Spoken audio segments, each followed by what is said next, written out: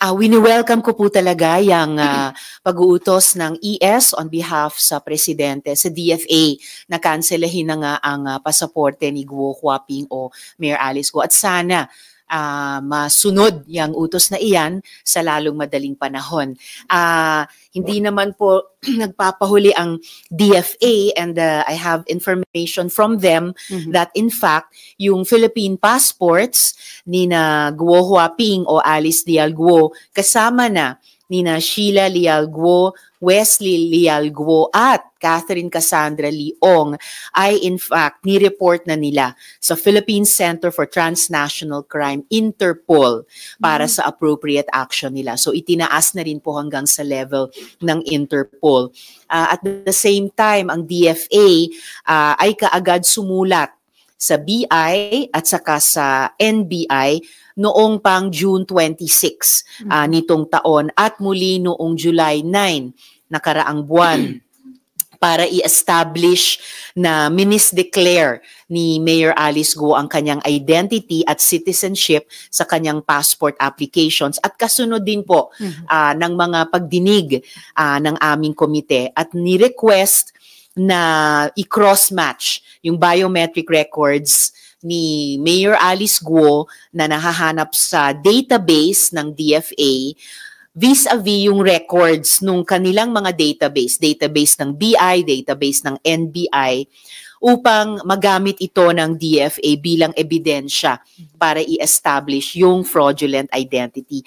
And last but not the least, kaugnay niyang very welcome na utos ng Office of the ES sa DFA, ang DFA OCA, yung isang opisina nila, Office of Consular Affairs, ay gumawa ng isang precautionary measure na isama sina Mayor Alice Guo at kanyang pamilya sa passports watchlist database. Anong epekto ng pagsama ng kanilang mga passport sa database na ito? Ito'y upang mapigilan yung pag-issue ng bagong passport kay Mayor Alice Guo o Guo Huaping at sa kanyang mga family members.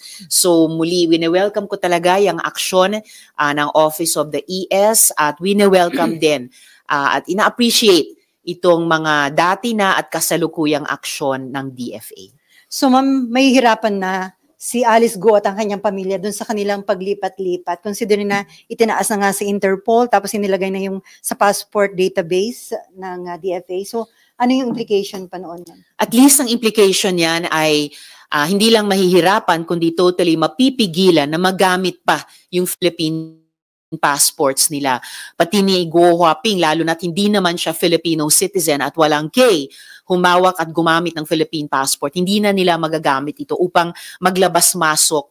Hindi lang pala dito sa Pilipinas, pero sa iba pang mga bansa dito sa ASEAN region. Pero may Chinese passport si Alice Guo. Pwede niyo yung gamitin pagpunta ng iba pang bansa sa atin? Chine-check pa po namin kung valid pa yung Chinese passport ni Guo Huaping, pero kahit ito ay valid pa at may mga impormasyon na paso na ito, expired na ito, so lalong mahihirapang kumilos at dahil ngayon pa lamang ay tumatanggap na ng mga helpful information mula sa kanilang counterparts ang iba't ibang Philippine law enforcement authorities, dapat sa ganyang paraan din sisikip ang espasyo na patuloy na lamang at habang panahong makatakas si Guo Huaping sa Senate warrant of arrest at sa iba pang instruments na in-issue o maaari pang i-issue ng mga Philippine authorities. Ma'am, aside dun sa pagkansila ng pasaporte, sinabi ni Presidente Bongbong Marcos, heads will roll. Any comment on that, ma'am? Well, that's to be expected. Dapat lang marinig natin yan sa Chief Executive kung may mga executive agencies na nagpabaya o worse, kung kasabwat dito sa pagpapatakas o pagtakas kay Mayor Alice Guo o Guo Huaping. Dapat lang may managot. That's the principle of transparency and accountability. So ma'am, yung ipapatawag niyong hearing, makatutulong yan para ma-identify sino yung mga government officials or personnel na dapat na masibak sa trabaho? Yes, yan po ang pinaka iimbestigahan at aalamin ng committee hearing na bunga ng pag-raise ko ng question of privilege at yung manifestation kong iyon ay ni-refer sa Senate Committee on Justice and Human Rights. So nakasulat na ang chair nito na si Minority Leader Coco Pimentel sa Majority Leader na siya ay magbubuo ng isang subcommittee ng Committee on Justice na ako po yung i-assign niya na manguna dyan para imbestigahan lahat ng mga issue, lalong-lalo na yung tanong na iyan, paano at bakit at sino ang mga kasabwat o pabaya sa pagtakas ni Alice Guo. Ma'am, kailan yung hearing at sino yung mga ipapatawag po ninyo? Magkakaroon na po ng hearing sa susunod na linggo, araw ng umaga ng Martes, August 27. So Martes, August 27 sa umaga at kinukumpleto na namin ngayon yung mga resource persons. Lahat ng naging laman ng mga balita these past couple of days upang mag-shed ng light mula sa panig ng mga abogado at iba pang named persons dito sa pagtakas ni Guo Huaping sa Pilipinas. Yung kanyang abogado, ma'am, sinasabi pa rin, naniniwala sila na nandito pa rin sa Pilipinas si Alice Guo dahil yung nagnotaryo, sinabing niya kita niya, kailan ba yun? August 14? Oo, nakita daw niya sakay ng isang sasakyan, hindi daw bumaba ng sasakyan. So, ano po ba ito? Sabi nila naniniwala sila na nandito pa si Guo Huaping. Unfortunately, sa kasong ito na ang dami ng controverting pieces of evidence o information man lamang, hindi lamang mula sa mga otoridad dito sa Pilipinas, pero sa mga counterparts ng ating mga otoridad o mga resource persons mula sa ibang bansa. Unfortunately, ang belief na iyan ay kailangang patunayan ng physical presence ni Guo Huaping. Sabi naman ng isang abogado, nakita niya si Guo Huaping sa kanyang sasakyan. Again, tatanungin na lang siguro namin dun sa abogadong iyon, paano niya mapapatunayan na yun talaga si Guo Huaping. And kung totoo man, no, na labas-masok siya dito, nakatakas siya noon, pero pabalik-balik pa rin dito, all the more, maitatanong, paano nangyayari yun?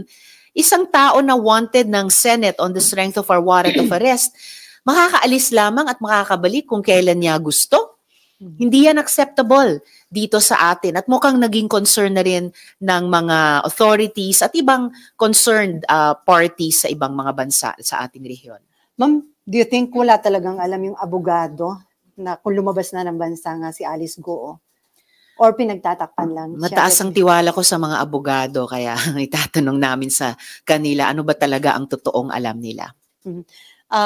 Before Macon, ma'am, ang Pangulo, dahil di ba parang nagdulot na ito ng kahihiyan internationally na ang isang wanted na tao ay nakalabas ng Pilipinas. So dapat talaga na may ipakita lang yung Malacanang na aksyon na gagawin, yung may dapat panagutin talaga ang Malacanang dito. Meron talagang, I think, hinihintay na aksyon mula sa Malacanang para managot o papanagutin yung mga kasabwat at o nagpabaya dito. Dahil reputasyon ng Pilipinas ang nakataya dito. Ang dami na pong nailabas na issue kaugnay ng Pogo at krimen nito ng Senate Committee on Women sa 4 na taong investigasyon namin mula Pogo-related prostitution hanggang illegal recruitment and detention, yung mahabang panahon ng pagbunyag tungkol sa pastilla scam sa ating Bureau of Immigration. At ngayon, itong human trafficking, cyber scamming, money laundering, unsettled issue ng espionage, pagkasangkapan ng ating mismong citizenship at mga identification documents. Ano pa bang hinihintay natin para sabihin enough is enough?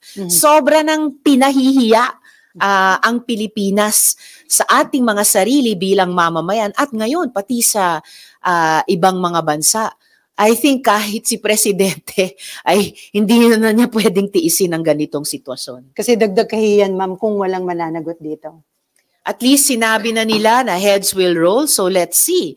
Dapat talaga, ang dapat managot ay managot. Okay, Macon, Amor, and then Marlon, and then Vec. Yes. Ma'am, Aside from the Senate conducting an investigation to determine liability, so may efforts ba to help the concerned government agencies para ibalik siya rito sa Philippines? Actually po, at nabanggit ko rin ito sa question of privilege ko noong Lunes, ang attitude ko kasi ay ang aming mga investigasyon ay in aid of legislation at talagang policy-centered, policy-based. So, lalo na nung binan ni Presidente, totally ang mga POGO, pina-wind down sila hanggang December 31. Dapat magkakaroon ng just transition para sa mga Pilipinong empleyado o kaya't naghanap buhay sa mga POGO. Nagsimulang mamuo yung pakiramdam ko na okay, our task is winding down here also. Nag-e-end ito as far as POGOs are concerned. And panahon na para ang law enforcement talaga ang mag-take ng reins dito. Ang problema, kung ang law enforcement pa ba ay kailangang investigahan? Kasi ang tanong ay, did they drop the ball? May mga kasabwat nga ba dito? So,